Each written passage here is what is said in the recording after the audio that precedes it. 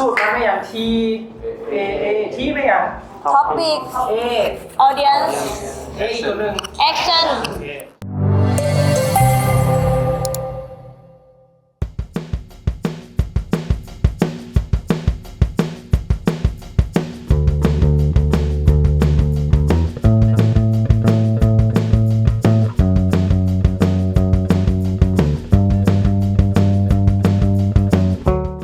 สำหรับการฝึกอบรมในครั้งที่ผ่านมาเนาะพวกเขาเห็นว่าผู้เข้าร่วมนี่มีความกระตือรือร้นแล้วก็มีความพัฒนาได้เป็นอย่างดีเลยเนาะสังเกตเห็นมาตอนทำอิฐที่ว่าเขาเจ้าเข้ามานั้นก็จะมีความรู้สึกว่าเก่งๆแล้วก็มีความเป็นตัวของตัวเองสูงในเรื่องการเว้าโดยเฉพาะตอนขึ้นเวทีก็จะมีสเต็ปในการเว้าตามสไตล์ของตน ระดับการศึกษาเนาะเรียนจบปริญญาตรีอยู่มหาวิทยาลัยแห่งชาติสาขาการค้า การแบ่งเวลาอย่างตื่นมาเขาจะเฮ็ดอันไหนก่อนก็คือแบบผู้หญิงเนาะก็จะจัดสรรเวลาให้ชื่อก็จะทันเวลาคือได้อาบน้ำแต่งหน้าเมียงเขาก็ต้องตื่นจากโมงเขาเชียร์อย่างก่อน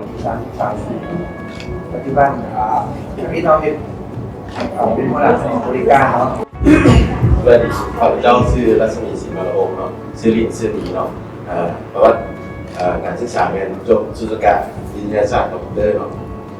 ข่าวของเป็นแบบชุมนุมนี่เขาจะซื้อผู้มาเสด็จรัตนาซื้อลินซื้อวาพวก แต่หลังจากนั้นพวกเขาได้ปรับเรียนทฤษฎีต่างๆ เข้าไปแล้วพาปรับตามแต่ละบุคคลตามบุคลิกของแต่ละคนแล้วจะสังเกตเห็นได้ว่าทุกคนเท่านั้นมีการเปลี่ยนแปลงที่ดีขึ้น ให้จื้อเทคนิคตัวนี้ไว้เด้อเฮาสิแนะนำตัวเขาต้องส่วนใหญ่ทุกคนสบายดี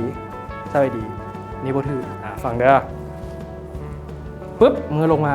สบายดี จะสังเกตเห็นได้ว่าทุกคนเท่านั้นมีการเปลี่ยนแปลงที่ดีขึ้นเขาได้สอบถามผู้เข้าร่วมหลายๆคนก่อนการฝึกผมว่าทุกคนน่ะมีความรู้สึกกังวลอีหยังบ่ส่วนใหญ่ความคาดหวังหรือว่าสิ่งที่เขาจะต้องการและก็สิ่งที่เขาจะปัญหาที่เขาจะพบหลักๆที่ผ่านมาในตัวของเขาเองเกี่ยวกับเรื่องของ Public Speaking นะก็แม่นในเรื่องของบ่มีความมั่นใจและก็มีความตื่นเต้นเวลาขึ้นเวทีและก็ที่สำคัญแม่นมักลืมเนื้อบ่ฮู้ตอนเปิดบ่ฮู้ตอนปิดก็เลยว่าจะเข้าไปช่วยในด้านนั้นแล้วเขาได้ช่วยแท้เฮ็ดให้เขาเจ้ามีการพัฒนาที่ดีขึ้นจนสังเกตเห็นได้ว่าแต่ละคนก็มีการเปลี่ยนแปลงที่ว่าเห็นได้ชัดเจนพวกเขาก็รู้สึกประทับใจเนาะ หัวข้อนี้ครับเจ้าจะยกตัวอย่างระหว่างเต่าในกระต่ายซึ่งเต่าในกระต่ายนั้นมีการแข่งขันเล่นแข่งกันมันถ่ายของผู้มากระต่ายเป็นเต่าแดนไปเป็นเต่าส่วนแต่ว่าเต่าก็ยังแข่งขันเล่นกับกระต่าย มีท่าเรียนสิ่งที่มีหลายคนที่ว่า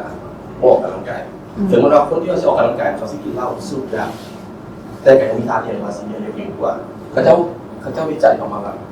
คนที่ออกกำลังกายสิมีโอกาสมีชีวิตยาวกว่าคนปกติที่ออกกำลังกาย3 ชั่วโมงต่อ1 มื้อ ผสมกับใหญ่สังเคราะห์ซึ่งมันจะมีความนุ่มสบายและก็เก็บน้ำซ่าได้ง่ายโบโยหรือว่าภาษาไทยโบยับ มันจะมีเคล็ดลับในการ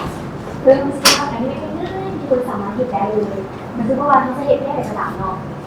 เขามีความสุขในการเรียบตัวนอกจากมันเดือดแล้วเขาจะมีการแนะนำแอปถ้าเจ้าแนะนำแอป1 แอปเจ้าจะได้ค่าแนะนำเป็น10 นาทีแต่ถ้าเจ้าแนะนำแอปได้มา200เจ้าจะได้เพิ่มอีก500คนที่เจ้าแนะนำมา200ไปสร้างอีกคูณละ200เขาก็จะได้อีก500ช่วงนี้มีโปรโมชั่นซื้อ3 แถม 1อย่างโปรหักไปอีกผู้บอกรุ่นโซ่ไปเที่ยวต่างประเทศนะยุโรปเนาะฉะนั้นแล้วพวกทานจะสร้างเนี่ยจ้าซื้อทำไมทั้งหมดเนี่ยสิไปพัฒนาในตัวเองเนาะเพราะว่าแบบว่าอยากเว้าไปเรื่อยๆเราต้องมีจุดมีอย่าง ขอบใจตัวเองพร้อมเนาะที่กล้ามาพัฒนาตัวเองกันนะเนาะ เห็นได้ว่าทุกคนที่ว่ามาเรียนมื้อนี้พัฒนาอย่างก้าวกระโดด จากเป็นคนที่บ่ค่อยเว้าว่ายังไงก็มาฝึกคือว่าดีขึ้นนะ ผู้เข้าร่วมนั้นมีความกระตือรือร้นและก็มีการเรียนรู้ที่ว่องไวเป็นการลงทุนที่คุ้มค่าที่พวกเราเล็งเห็นเพราะมันจะใช้ไปได้ตลอดถ้าเราเว้าดีรู้จักใช้คำเว้าเราก็จะเพิ่มโอกาสให้กับตัวเราเองได้ นอกจากนั้นในหลักสูตรของพวกเรายังได้เห็นว่าผู้เข้าร่วมยังมีความสนใจในเรื่องของการใช้ร่างกายเข้าในการเว้าเพราะว่าเมื่อก่อนที่ผ่านมาแม่นทุกคนแม่นค่อนข้างมีปัญหาทางด้านการบ่รู้จักวางมือบ่รู้ที่จะวางตำแหน่งมือต่างๆแล้วก็ปฏิบัติตัวจากในตอนอยู่ถึงเวทีส่วนใหญ่ก็จะก้มหน้าส่วนใหญ่ก็จะ